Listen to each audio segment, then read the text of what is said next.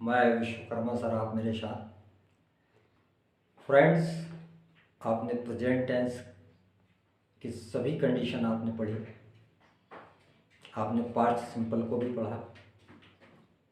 Past simple में आपने affirmative देखा, नेगेटिव कैसे बनाते हैं, कैसे लिखे जाते हैं, उसके वॉइस को भी आपने समझा, वॉइस के नियम्स भी आपने देखे, आपने क्वेश्चन टैग भी देखा।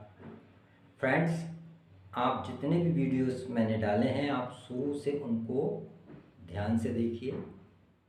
निश्चित तौर पर आप इंग्लिश में आपकी कमांड होगी, ये मेरा वादा है आपसे।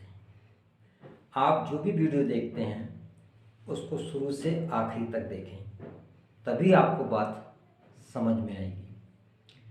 हम जो आपको बता रहे हैं ये पूरे कॉम्पिटिटिव एग्ज़ाम 10th 12th हर एग्ज़ाम में इस प्रकार के सेंटेंस पूछे जाते हैं। जैसे मैं आपको बता रहा हूँ, सिंपली तौर पे I live in Mumbai, exam में पूछा जाता है change into present continuous, I am living in Mumbai. तो इस प्रकार से टेंस की हर कंडीशन को जो नियम्स बताए गए हैं उसको फोकस करिए, क्योंकि आप जो भी बात हिंदी में करते हैं ठीक उसी के अनुसार ट्रांसलेट टेंस के अकॉर्डिंग होते हैं। तो फ्रेंड्स, अब हम पास्ट कंटिन्यूस की तरफ चल रहे हैं। तो इस प्रकार आप देखेंगे पास्ट कंटिन्यूअस।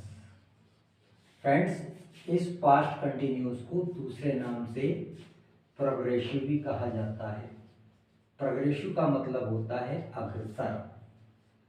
तो इस प्रकार इसको हम ये समझ लें, लगातार या फिर अग्रसर भूतकाल। फ्रेंड्स, जब भी आप बात करते हैं, यदि आपके बोलने पर ये शब्द आता है रहा था, रही थी,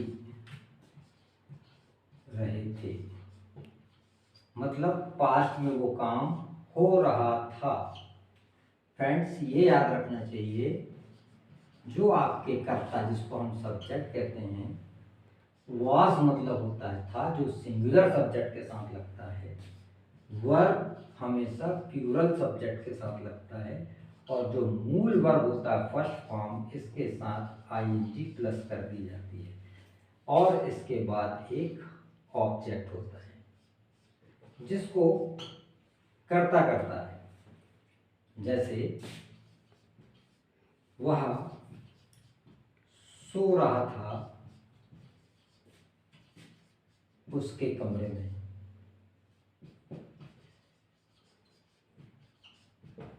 तो इस प्रकार वह शब्द के लिए फ्रेंड्स ही, यहाँ था शब्द के लिए वॉज, सो रहा शब्द के लिए स्लीपिंग, इन यानी में, हिज यानी उसके रूम में। इस प्रकार he was sleeping in his room. जैसे वे यहाँ क्रिकेट खेल रहे थे। फ्रेंड्स, प्लूरल सब्जेक्ट है। They were playing cricket here, here यानी यहाँ। ठीक इसी प्रकार आप सेंटेंस बनाए स्वयं। जैसे मैं बस का इंतजार कर रहा था, I was waiting for a बस। बच्चे क्लास में पढ़ रहे थे, children were standing in class.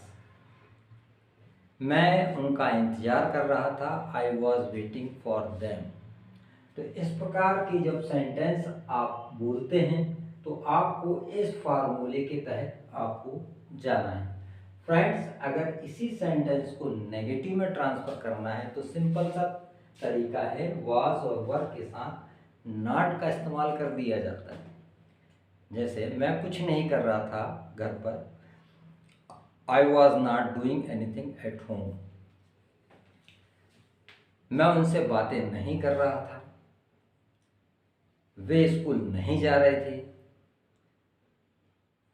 इस प्रकार के सेंटेंस जो नहीं के अर्थ में अगर बात करें तो फ्रेंड्स इनके साथ सिंपली तौर पे नॉट का इस्तेमाल किया जाता है। अब फ्रेंड्स देखिए, सिंपल प्रेजेंट में verb first form, singular subject के साथ वर्ब में एस या ई एस। प्रेजेंट कंटिन्यूस में इज आर एन के साथ verb plus I N G. Present perfect में हैव एस के साथ third form. Present perfect continuous में हैव बीन हैज बीन के साथ verb plus I N G. Friends आप देखेंगे प्रेजेंट कंटिन्यूस में भी verb plus I N G का इस्तेमाल होता है, सिर्फ इनको चेंज कर दिया जाता है। अगर यहाँ इज आर एम का प्रयोग करें तो ये सेंटेंस ठीक प्रेजेंट कंटिन्यूस में चला जाता है। मैं समझता हूँ कि फ्रेंड्स आपको कोई दिक्कत नहीं हो रही होगी, बहुत बात आपको समझ में आ रही है, क्योंकि इसके बाद जब आप नरेशन पढ़ेंगे तो ये पूरे टेंस आपको लगेंगे बारीकी से, जो आपके हर एग्ज़ाम के लिए बहुत ज़रूरी है, क्योंकि अपन एक साथ सभी टेंसों को, उसके वॉइस को भी साथ में लेते चल रहे हैं। तो फ्रेंड्स इसकी आप प्रैक्टिस करें और ज़्यादा से ज़्यादा प्रैक्टिस करें, और प्रैक्टिस में अपने आप को रखें। न्यूज़पेपर पढ़ें, बुक्स पढ़ें, तो आपको और भी बातें क्लियर होंगी। तो फ्रेंड्स अगर आपको कोई प्रॉब्लम्स इसमें समझ में आ रही तो कमेंट्स करें, दोबारा हम आपको फिर अगेन उसको रिपीट कराएंगे। हमारा मकसद सिर्फ इतना है कि इंग्लिश हर बच्चे तक पहुंचना चाहिए। So thank you.